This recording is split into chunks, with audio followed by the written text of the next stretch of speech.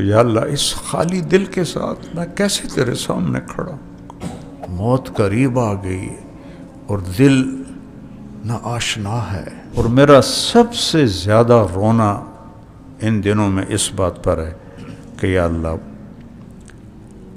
70 سال گزار دیے، ابھی تک تیرے تعلق کو احساسات میں نہیں میں اب دیکھتا۔ عقلی طور پر میں مانتا ہوں لا الہ الا اللہ، تجھے سجدہ بھی کرتا ہوں، تیری مان کے چلنے کی کوشش بھی کرتا ہوں، لیکن تو میرے دل میں بس جائے۔ میرے بس میں ہوتا تو میں صرف قرآن پڑھاتا اور نبی کی سیرت۔ تو بیٹا میرے پاس الفاظ ہیں اور کچھ نہیں ہے، تمہاری عمریں ہیں، ہم موت کے انتظار میں ہیں، آج آ جائے، کل آ جائے، پرسوں آ جائے۔ اللہ کو منزل بناؤ، اللہ کو منزل بناؤ، اللہ کو منزل بناؤ۔ میرے عزیزو، اللہ ہماری منزل ہے اور پہنچانے والا قرآن ہے۔ قرآن سے ہی ہمارا دل نہیں لگا ہوا، تو مجھے اللہ چاہیے۔ بھوک جب لگتی ہے تو کچھ ہلچل ہوتی ہے، تو اللہ کی بھوک کبھی لگی ہے؟ ایسی ہلچل پیدا ہوئی ہے کہ ہائے اللہ، تو ہمارے سامنے رکاوٹ بن جاتی ہے۔ ہم مولانا ہیں، ہم اپنے آپ کو حضرت سمجھتے ہیں، مولانا ہیں، تو آپ کے آنسوں نکل، اے اللہ میں ابو بکر سے راضی ہوں، تو بھی اس سے راضی ہو جا اور اسے جنت میں میرا ساتھی بنا۔ ایک دم جبریل ہے، یا رسول اللہ، اللہ تعالیٰ فرما رہے ہیں ہم ابو بکر سے راضی ہیں اور جنت میں آپ کا ساتھی بناتے ہیں۔ میں چاہتا ہوں مرنے سے پہلے کوئی ایک ایسا طبقہ اللہ تیار کروا دے جو اشد حبا للہ۔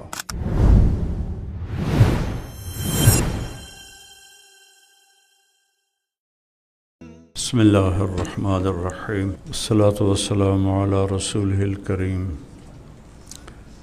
وعلی آلہ وصحبہ اجمعین، اما بعد۔ اللہ تعالیٰ نے آپ سب پر، ہم سب پر ایک بہت بڑا کرم کیا ہے کہ خیر کے راستے پہ اللہ ہمیں چلا رہا ہے۔ اس ظلمت اور فتنے کے دور میں اگر اس کی رحمت شامل حال ہو اور ہم صراط مستقیم پر ہوں تو اس سے بڑی دولت اور کوئی نہیں۔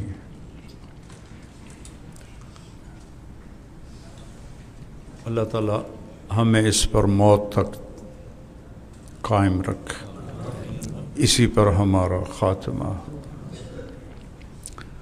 آپ غور کریں کہ کسی دعا کا مانگنا فرض نہیں ہے سوائے ہدایت کے۔ اہدنا الصراط المستقیم، ہر رکعت میں اور ہر قسم کے نماز، فرض، سنت، نفل، واجب، اہدنا الصراط المستقیم۔ اور تمام باقی جو ائمہ ثلاثہ ہیں ان کے ہاں ہر رکعت میں پڑھنا فرض ہے۔ واجب کی اصطلاح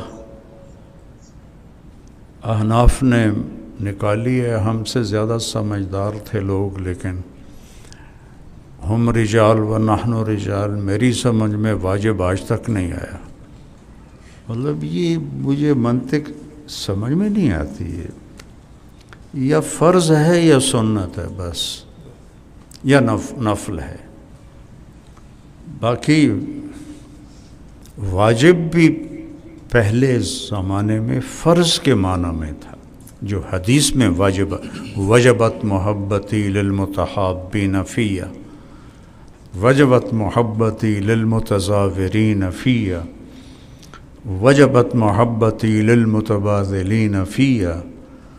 تو یہ جو حدیث میں مجھے تو وجبت اوجبت الہا، جب احد کی جنگ میں شکست ہو گئی اور سب کا رخ ہو گیا کفار قریش کا کہ اللہ کے نبی کو نشانہ بنائیں، ختم کریں۔ تو بھگدڑ مچی ہوئی تھی۔ تو اس وقت حضرت ابو بکر، عمر، علی، طلحہ، زبیر، سعد بن ابی وقاص اور قتادہ بن نعمان اور ابو دجانہ اور ایک آدھ کو 10 لوگ تھے جنہوں نے آپ کو گھیرے میں لیا ہوا تھا۔ عبادہ بن صامت۔ تو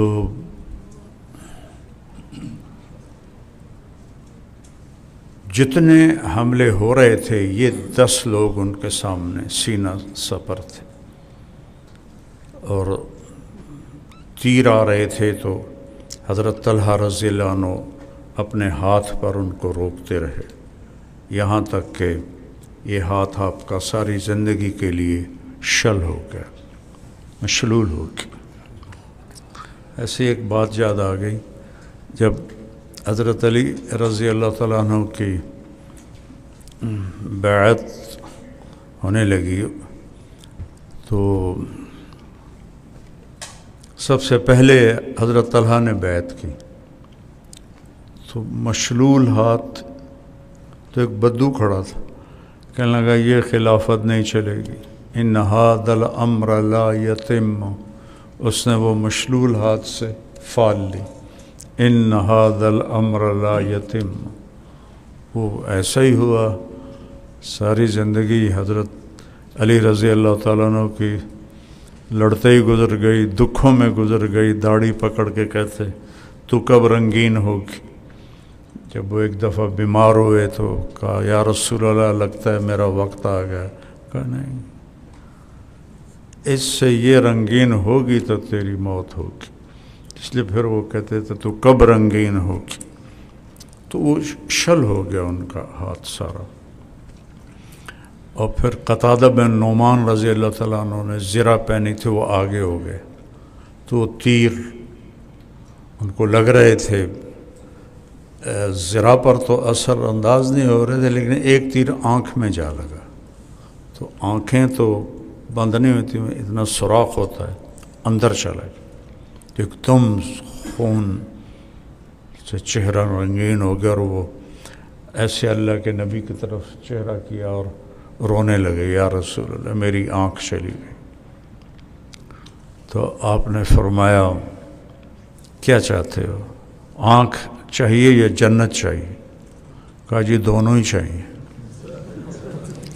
اور کہا میری نئی شادی ہوئی ہے تو میری بیوی کو میں بہت برا لگوں گا اگر میری آنکھ نہیں ہوگی۔ تو یہ پتہ نہیں کہاں سے یاد آ گئی چیزیں آپ کی برکت سے۔ تو آپ بہت مسکرائے، آپ نے تیر نکالا اور اس کے جو تھا وہ لوہے کا پھالا، اس پر وہ سارا قیمہ بنا تھا، آپ نے اس کو اتار کے رکھا اپنی ہتھیلی پر، اور پھر اس کو یوں اٹھایا اور ان کی آنکھ میں رکھ کر اس پر اپنا ہاتھ رکھا، کہ اللہم اجعلھا احسن عینیہ، اور یوں ہاتھ کیا تو اس سے زیادہ چمکدار اور خوبصورت تھی۔ تو سعد بن ابی وقاص رضی اللہ عنہ کے بھائی عتبہ نے اس نے تھوڑا سا پیچھے سے پتھر پھینکا، تو صحابہ کی نظریں تھیں تلواروں پر، نیزوں پر، تو پتھر کی طرف کسی کا دھیان نہیں تھا، تو وہ ان کے سنبھلنے سے پہلے ہی ان کو جا کے سیدھا یہاں لگا اللہ کے نبی کی۔ تو آپ بے ہوش ہوئے اور پیچھے گرے، یہاں چوٹ لگی، تو اس سے یوں لگا جیسے آپ کی وفات ہوگی۔ تو یہ حضرات رونے لگے۔ تھوڑی دیر کے بعد آپ کو ہوش آ گیا تھا۔ سب نے کہا یا رسول اللہ ادعو علیہم، اب تو ان کے لیے بد دعا فرمائیں۔ تو آپ نے کہا اللہم اغفر لقومی فإنہم لا یعلمون۔ سبحان اللہ، کیا میرے نبی کا ظرف ہے۔ کہتے ہیں ہم علماء انبیاء کے وارث ہیں، اس وراثت میں سب سے پہلے تو یہ ایسے اخلاق ہیں جو اصل وراثت ہے. تو پھر حضرت طلحہ نے آپ کو اٹھایا اور دوڑ لگا دی. تو پیچھے کفار نے ہجوم کیا تو آپ نے اللہ کے نبی کو نیچے زمین پہ بٹھایا اور پلٹ کے الٹے ہاتھ سے ان سب کو بھگا دیا. کیا اللہ نے طاقت دی تھی. تو جب وہ بھاگ گئے اور آپ نے اٹھایا اللہ کے نبی کو تو کہا اوجب طلحہ اوجب طلحہ، اور تھوڑی دور گئے تو پیچھے پھر چڑھ گئے قریش. آپ نے پھر اللہ کے نبی کو بٹھایا، پھر ان سے لڑ کر اکیلے نے سب کو بھگا دی، اور پھر ان کو اٹھایا تو آپ نے کہا اوجب طلحہ اوجب طلحہ. اور تیسری دفعہ پہاڑ کے قریب ہو گئے تھے، پھر وہ چڑھ آئے، پھر ان کو بھگایا، اور پھر اللہ کے نبی کو اٹھایا تھا. میں نے کہا اوجب طلحہ اوجب طلحہ. پھر وہ ان کو لے کر پہاڑ پہ چڑھ گئے. آگے وہ شگاف تھا، اس میں آپ کے چڑھنے کی ہمت نہیں تھی. تو پھر حضرت طلحہ نے آپ کو اپنی پیٹھ پہ بٹھا کر اوپر اٹھے، اور تو آپ کے ہاتھ اندر پہنچ گئے اس غار کے. پھر آپ نے اس کے سہارے سے اندر تشریف لے گئے. تو اس طرح باقی صحابہ بھی پھر جمع ہو گئے. تو ابو سفیان رضی اللہ عنہ آئے کہ اثم محمد. آپ نے کہا خاموش رہنا، بولے کوئی نہ. پھر کہا اثم ابو بکر. پھر آپ نے کہا اثم عمر. تو آپ نے کہا خاموش. حضرت عمر خاموش نہیں رہے. اس نے نعرہ لگایا او لو حبل کہ ہم سارے زندہ ہیں، اللہ اعلیٰ. تمہارا حبل اعلیٰ نہیں، ہمارا اللہ اعلیٰ ہے، اللہ اعلیٰ و اکبر. تو واجب کی طفیل یہ ایک کافی اچھی بات سامنے آ گئی. ہدایت مانگنا فرض ہے. اور قرآن کیسے دعویٰ کرتا ہے ھذا ھدی ھذا ھدی. جیسے میں کہا کرتا ہوں کہ اللہ نے مجھے قرآن کے لہجے سمجھائے ہیں. پتہ نہیں کہاں سے یہ اللہ کی طرح یہ ہے ھذا ھدی. یہ ایک کہنے والا چیلنج کر رہا ھذا ھدی، یہی ہے اور کوئی نہیں.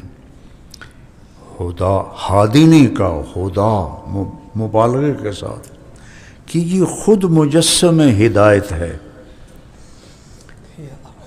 ان ھذا القرآن یہدی بھی آتا ہے، لیکن یہاں جو طاقت ہے جاسیہ میں ھذا ھدی نہیں ہے، ھذا ھدی. ایک کہنے والے کے بول میں طاقت بھی ہے اور تکبر بھی ہے اور زور بھی ہے.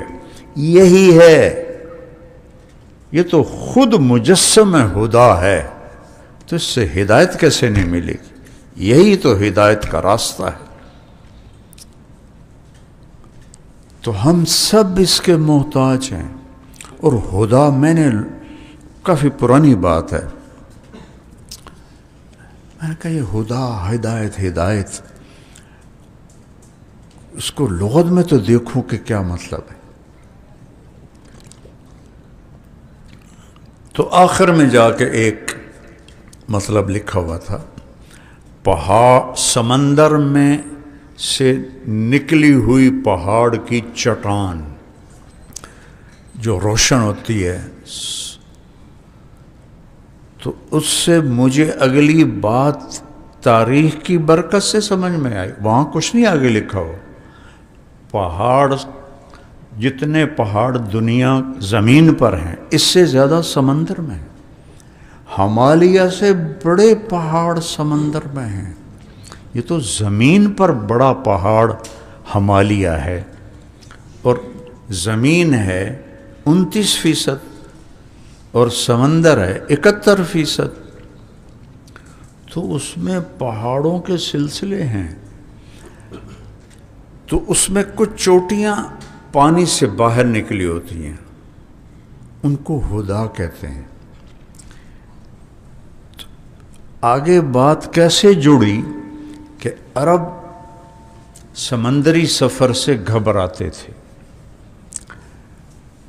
بہت کم، چونکہ صحرا کے لوگ تھے، اس لیے غزوۃ البحر وہ غزوۃ البر سے دگنے اجر کا ہے، ٹھیک ہے نا؟ تو وہ چوٹیاں اس زمانے کے جو کشتی باندھ تھے اور چھوٹے چھوٹے ان کے جہاز ہوتے تھے، انہوں نے وہ نشانیاں بنائی ہوئی تھیں کہ یہ جو چٹان ہے اس سے آگے جدہ آئے گا، اور یہ جو چٹان ہے اس سے یمبو آئے گا۔ مثال دے رہا ہوں کہ ان چٹانوں کو انہوں نے راہبری کے لیے متعین کیا ہوا تھا۔ تو پانی کے سمندر میں کشتیوں کو راستہ دکھانے والی چٹان کو ہدا کہتے ہیں، ہدا۔ تو انسانیت کے سمندر میں انسان، ہر مرد عورت ایک کشتی ہے، کشتی، کاف کے نیچے زیر ہے، زبر نہیں ہے، اردو بھی سیکھو نا، کشتی نہیں ہے، کشتی ہے۔ تو وہ ان ہر، یہ طارق جمیل، شیخ رمزی، مولانا عبید اللہ صاحب، یہ آپ سارے اور باہر، ہم سب کشتیاں ہیں اس دنیا کے سمندر میں، اور ان کی منزل ہے اللہ۔ یا ابن آدم اطلبنی، وعدہ کیا ہے؟ تجدنی، ان وجدتنی وجدت کل شیء وان فتنی فاتک کل شیء وانا خیر لک من کل شیء۔ تو ان سب کشتیوں کا جو ساحل ہے وہ اللہ ہے، اس تک پہنچانے کے لیے جو چٹان ہے ہدا، وہ قرآن ہے۔ یہ وہ چٹان ہے جو اللہ تک پہنچانے کا راستہ متعین کرتی ہے۔ سمندر کی چٹان سے جو ٹکرائے گا وہ ٹائٹینک بھی ہوگا تو 2 ٹکڑے ہو جائے گا۔ اس چٹان سے جو کشتی منہ موڑ جائے گی تو وہ مچھلیوں کی غذا بن جائیں گے۔ ٹکرانے والی کشتیاں بھی ٹوٹ جائیں گی اور نیچے، اور منہ موڑنے والی بھی نیچے۔ قرآن وہ ہدا ہے، وہ اونچی چٹان ہے جس سے جو ٹکرائے گا وہ پاش پاش ہو کر حسب جہنم بن جائے گا، جو منہ موڑے گا وہ بھی گم ہو جائے گا اور اللہ کو کبھی نہ پا سکے گا، اور ہمیشہ کی تباہی اس کا مقدر ہو جائے گی۔ تو ھذا ھدا، کوئی اگر اور عالمین ہیں اور وہاں بھی کوئی مکلف مخلوق ہے تو بس یہ ایک ہی چٹان ہے، ھذا ھدا۔ یہ اس میں اتنی طاقت ہے ان 2 لفظوں میں۔ شروع میں کہا ذالک الکتاب، وہ کتاب، یہاں کہا ھذا۔ جیسے میں کہوں وہ مولوی صاحب، آپ کو پتہ میں نے کس کی طرف اشارہ کیا؟ مینوں آپ نہیں پتا، میں ایویں کیتا۔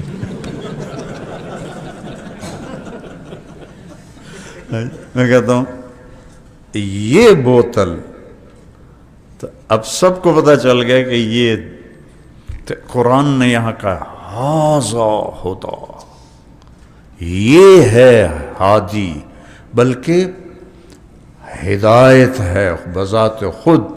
جو سلیمان علیہ السلام نے چیونٹی سے کہا تھا اما تعلمین انی نبی عدل، عادل نہیں کہا، وہ جو چیونٹی نے کہا تھا نا ادخلوا مساکنکم، تو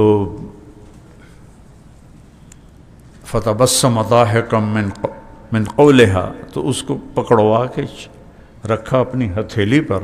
اما تعلمین انی نبی عدل، عدل، عادل نہیں کہا، عدل، ھذا ھدی۔ وہ چونٹی کہنے لگی اما سمعت قلت وہم لا یشعرون، چونٹی نے کہا اما سمعت یا نبی اللہ قلت وہم لا یشعرون، بے خبری میں کہیں ہم مارے نہ جائیں، جان بوجھ کے نہیں کریں گے، بے خبری میں ہم کہیں مارے نہ جائیں۔ تو بچوں ہم سب محتاج ہیں، چونکہ ہدایت کی کوئی انتہا نہیں ہے۔ آخری معراج اللہ کے نبی ہیں، تو ان تک جو جتنا قریب پہنچے گا اتنا ہی وہاں آگے اس کا مرتبہ ہوگا۔ تو ہمارے سامنے رکاوٹ بن جاتی ہے، ہم مولانا ہیں، تو ہم اپنے آپ کو ایک تو محتاج نہیں سمجھتے، ایک ہم اپنے آپ کو بندہ نہیں سمجھتے، ہم اپنے آپ کو حضرت سمجھتے ہیں، مولانا ہیں۔ مجھے 55 سال ہو گئے اس راستے میں نے زندگی میں صرف ایک دفعہ کہا تھا کہ میں عالم ہوں، ورنہ آج تک نہیں، کہ مجھے حرم شریف میں پولیس نے پکڑ لیا، تو پیچھے میرے لوگ تھے نا، تو میں کہ یا اللہ، میں نے کہا میرا کیا قصور ہے، ان سے پوچھو یہ کیوں میرے ساتھ کہا۔ اس کو مجھے اپنے بڑے افسر کے پاس لے گئے، کہا اس کے ساتھ بہت لوگ تھے، انہوں نے کہا من انت، میں نے کہا انا عالم، انہوں نے کہا من پاکستان، کا خلو سبیلہ، زندگی میں ایک دفعہ جان بچانے کے لیے میری زبان سے الحمدللہ کبھی غلطی سے بھی نہیں نکلا کہ میں عالم ہوں۔ اور میرے وہ ہے نا عدل العوادل حول قلب التائہ وهو الاحبت منہ فی سودائہ سویدا، اس تک اللہ کے فضل سے میرے بچے بیٹھے تو مجھے نہیں کبھی یہ تصور آیا کہ میں کوئی مولانا ہوں، میں عالم۔ اننی من العلماء ہے ومن احسن، یہاں بھی کیا لہجہ ہے قرآن کا، یہاں بھی چیلنج ہے۔ بولو پہلوان کی کشتیاں ہم نے دیکھی ہیں، گامے کی تو دیکھی نہیں۔ گامے کا بھتیجا تھا، گاما پہلوان جو تھا 50 سال اس نے کشتیاں لڑیں، ایک دفعہ نہیں ہارا، ایک دفعہ۔ یہ ریکارڈ ہے پہلوانی کی تاریخ میں، 50 سال ایک بندہ کشتیاں لڑتا رہا اور ایک دفعہ نہیں ہارا۔ اب میری ساتھ لایانی بھی سنتے رہو۔ 1910 میں یہ انگلینڈ گیا، وہاں تھا ورلڈ چیمپئن، اس وقت رستم زمان ہوتا تھا، آج کل ورلڈ چیمپئن، جس کا قد تھا چھوٹا 5 فٹ 7 انچ، وہاں 6 فٹ 6.25 فٹ کے پہلوان تھے، تو ججوں نے اس کو رد کر دیا کہ یہ کشتی کے قابل نہیں ہے۔ تو اس نے اپنے مینیجر سے کہا کہ اخبار میں اشتہار دو کہ میرا چیلنج ہے کہ کوئی پہلوان مجھے ہرا کے دکھائے۔ تو جج متوجہ ہے بھئی یہ کون چیلنج کر رہا ہے. 10 دن میں 200 پہلوانوں کو اس نے گرایا.